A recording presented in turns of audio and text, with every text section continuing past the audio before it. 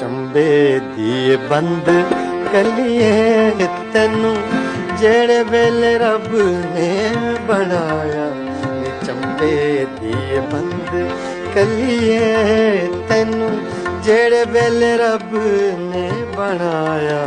ते सोचां विच आप पै गया दूजा चन किधरों चढ़ आया। चंबे दी बंद कलिए